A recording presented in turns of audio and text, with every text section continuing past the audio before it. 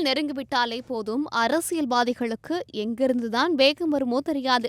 அதுவரைக்கும் தொகுதியை எட்டி கூட பார்க்காதவர்கள் எல்லாம் தேர்தல் வந்தா இந்த சின்ராச கையில பிடிக்க முடியாது என்று சொல்வதைப் போல ஜெட் வேகத்தில் அதிரடி காட்ட தொடங்கிவிடுவார்கள். அப்படித்தான் மதுரையில் வணிக வரி மற்றும் பத்திரப்பதிவுத்துறை அமைச்சர் மூர்த்தியும் இப்போது படு பிஸியாக இருக்கிறார். ஆனால் அவர் காட்டிய அந்த வேகம்தான் இப்போது ஊருக்கே சலசலப்பை ஏற்படுத்தியிருக்கிறது. மதுரை கிழக்கு சட்டமன்ற தொகுதியில் கடந்த 4.5 ஆண்டுகளாக என்ன வளர்ச்சி திட்டங்கள் நடந்தது என்று பூத கண்ணாடி வைத்து தேடினாலும் கிடைப்பது கஷ்டம்தான் என்கிறார்கள் தொகுதிவாசிகள். காரணம், கடந்த 4.5 வருஷமா துறை ரீதியான வசூல் வேட்டை, ஜல்லிக்கட்டு போட்டிகளை பிரம்மாண்டமா நடத்துவது, முதலமைச்சரை வரவேற்பது, துணை முதலமைச்சரை வரவேற்பது என காட்டிய ஆர்வத்தை சொந்த தொகுதியான கிழக்கு தொகுதியில் அமைச்சர் மூர்த்தி காட்டவில்லை என்பதே மக்களின் நீண்ட கால குமுறல்.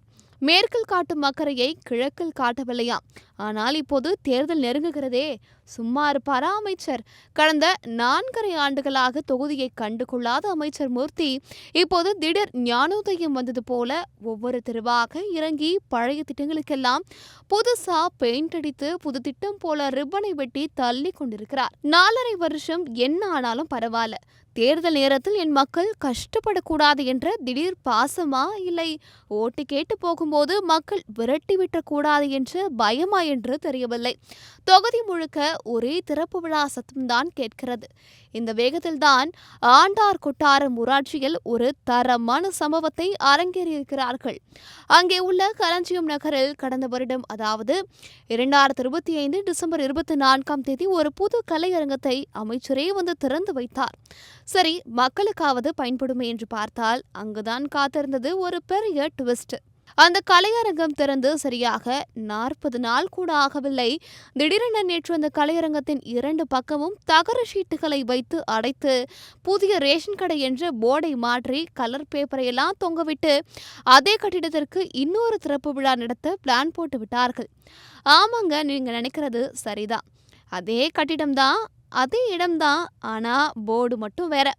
அதே டெய்லர், அதே வாடகை என்று சொல்வதைப் போல தகர ஷீட் மாட்டியிருந்தால் அது ரேஷன் கடை, தகர ஷீட்டை கழட்டிட்டா அது கலையரங்கம்.